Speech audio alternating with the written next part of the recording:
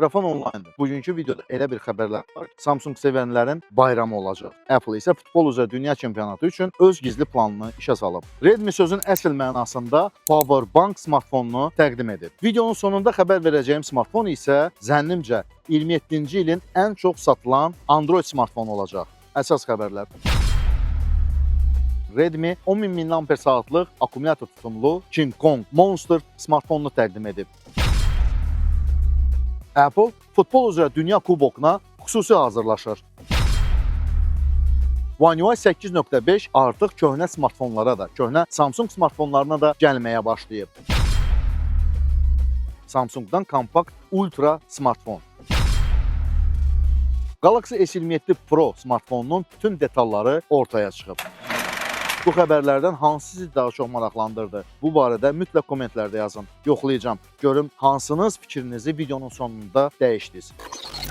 Hər birinizə xoş izləmələr. Yeyib içməyə yanınızda nə isə varsa, mən başladım.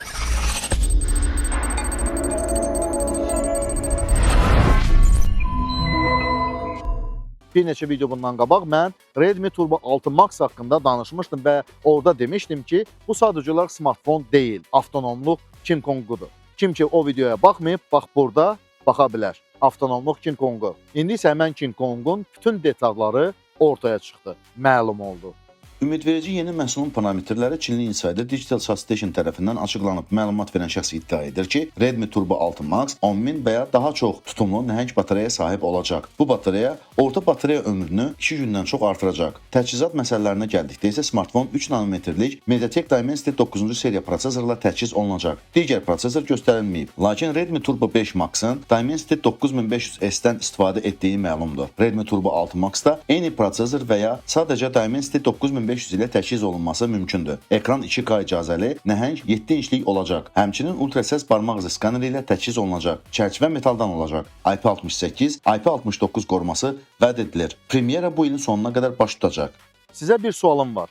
2-3 ilə görəsən smartfonlarda standart batareya ölçüsü, batareya tutumu 10.000 mAh olacaq, yoxsa daha çox olacaq? Zənnimcə olacaq. Hətta 10.000 mAh batareyadan çox tutumlu akkumulyatorları olan smartfonlar təqdim olunacaq. Çünki süni intellekt dövründə smartfonun akkumulyatorunun enerjisi daha tez tükənir. Sizin fikrinizcə gələcəyin smartfonlarının akkumulyator tutumu minimum və maksimum tutumu nə qədər ola bilər? Yəni neçə min mAh? Fikirlərinizi kommentlərdə gözləyirəm.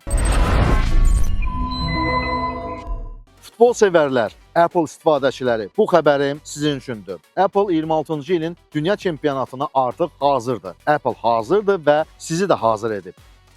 2026-cı il FIFA Dünya Kubokuna hazırlıq. iPhone-da futbol maçlarını izləmək üçün Apple Sports tətbiqini təqdim etdi. Tətbiq 2026-cı il FIFA Dünya Kubokunda əvvəl 270-dən çox ölkədə mövcud olub. Apple əvvəlcə yalnız bir neçə regionda mövcud olan Apple Sports tətbiqini genişləndirilməsini elan etdi. Tətbiq artıq dünyanın 170-dən çox ölkəsində mövcuddur. Yeniləmə 2026-cı il FIFA Dünya Kubokuna hazırlıqla bağlıdır. Tətbiq artıq turniri izləmək üçün genişləndirilmiş alətlərə malikdir. Sürüşdürülən maç ekranına malik olan interaktiv turnir cədvəli, taktiki sxemləri olan vizual komanda forması ilə analitika və xəbərlərlə sürətli giriş üçün Apple News ilə inteqrasiya. Apple həmçinin fəaliyyət ekranının xüsusiyyətlərini təkmilləşdirib ki, bu da sizə maçların birbaşa iPhone-un kilidli ekranından, Dynamic Island'dan və Apple Watch-lardan izləməyə imkan verir. Hələ ki, tətbiq iPhone-lar üçün ekskluziv olaraq qalır və idman tədbirlərini real vaxt rejimində izləmək üçün sürətli bir vəsait kimi özünü göstərməkdə davam edir. İndi isə Samsung istərin. Samsung sevərlərin ən gözlədiyi xəbəri deyirəm. Əvvəllər One UI 8.5 haqqında məlumat verəndə deyirdim təxirə salınıb, gecikir, problemim var. Bugün isə nəhayət deyirəm ki, artıq köhnə Samsung smartfonlarına da One UI 8.5 gəlməyə başlayıb. One UI 8.5 nəhayət ki, Samsung Galaxy S23 seriyasına, eləcə də Galaxy A56 və Galaxy A36 üçün buraxıldı. One UI 8.5-in tədricən tətbiqi davam edir. Bu yaxınlarda One UI 8.5 Galaxy S25 və Galaxy S24 seriyası üçün buraxıldı. İndi o flaqman Galaxy S23 seriyası və orta büdcəli Galaxy A36 və Galaxy A56 sahibləri üçün əlçatandır. Yeniləmə həm Cənubi Koreya, həm də Avropada mövcuddur. Yeniləmək üçün device'ınızın parametrlərinə keçin və proqram təminatının yeniləməsi düyməsini seçin. Samsung hazırda Android 17-li One UI 9 üzərində işləyir. One UI 8.5 yeni dizayn və Galaxy AI ilə təchiz olunmuş ekskluziv xüsusiyyətlərə malikdir. O həmçinin əvvəlki versiyalar üçün xəta düzəlişlərini də özündə birləşdirir. Hesab edək ki, internet yoxdur, YouTube yoxdur, TikTok yoxdur, Instagram yoxdur, iş yoxdur. Müasir dövrün əsasını əlbəttə ki, internet təşkil eləyir. Mən uzun müddətdir ki, Start Telekomun abunəçisiyəm. Stabil və sürətli internet istəyirsinizsə, siz də mütləq Start Telekomun abunəçisi olmalısınız. Start Telekom, dost kimi dost, internet provayderi. Və gəldik bu videonun ən bomba xəbərinə. Hamı bu xəbəri gözləyir. Samsung kompakt flaqman hazırlayır. Bəli, kompakt. Amma ultra gücündə Galaxy S27 Pro smartfonunun bütün detalları internetə yayılıb.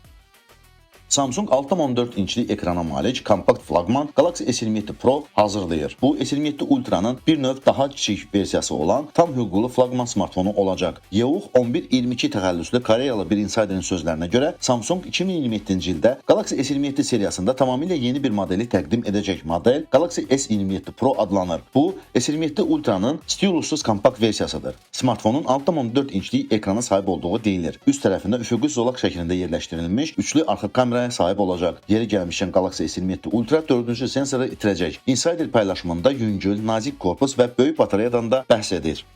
Galaxy S27 Pro smartfonunun ekranının ölçüsü artıq tam məlumdur.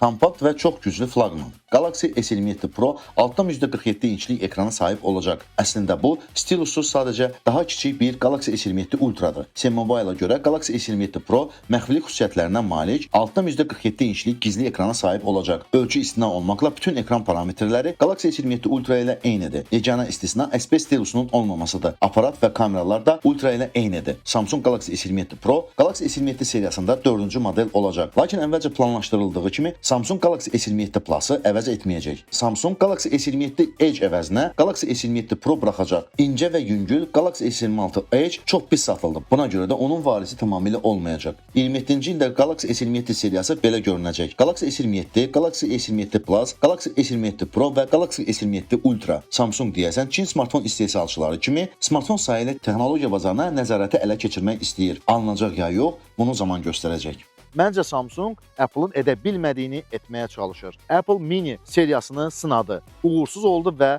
dayandırdı. Samsung isə düşünür ki, Android istifadəçiləri kompakt, ultra xüsusiyyətli smartfonlar istəyir və zənnimcə onda alınacaq. Çünki artıq bəllidir ki, bir çoxları kərpic boyda iri smartfonlardan bezib. Amma burada kritik bir sual var. Sualım isə sizədir. Siz deyin, böyük ultra istəyirsiniz yoxsa kiçik? Bu barədə mütləq kommentlərdə yazın. Mən bilməliyəm ki, bizim abunəçilərin neçə faizi böyük ultranı, neçə faizi isə kiçik ultranı daha üstün seçir. Kommentlərdə aktiv olun. Mən bu videonun kommentlərini xüsusilə oxuyub və daha ətraflı şəkildə cavab verəcəm. Samsung son vaxtlar inanılmaz qərarlar verir. Bir tərəfdən süni intellekt yarışmasına qoşulub, aktiv qoşulub. Bir tərəfdən əməliyyat sistemini sürətləndirir, bir tərəfdən isə özünün kompakt flaqmanını hazırlayır. 2027-ci il Samsung üçün çox kritik il ola bilər. Amma buna baxmayaraq Samsung bu addımı atıb. Yəni bazarın böyük bir faizini tutmaq istəyir. Alınacaq, alınmayacaq isə onu zaman göstərəcək. Əgər videodakı hansısa xəbərlər sənin marağını çəkdi, diqqətini çəkdisə, onda bu videonu mütləq like edirsən. Qrafonun abunəçisi deyilsənsə, deməli texnoloji xəbərləri sən hamıdan gec alırsan.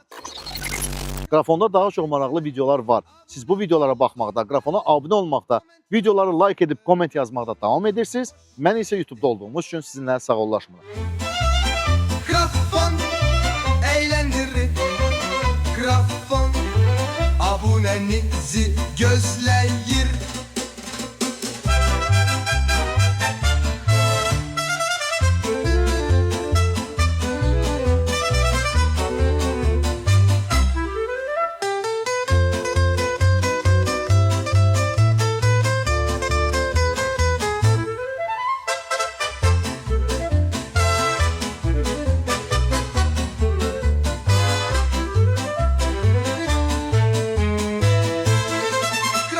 Çelenkler, grafonda hediyeler. Abone oldun, ela. Comment yazdın, süper.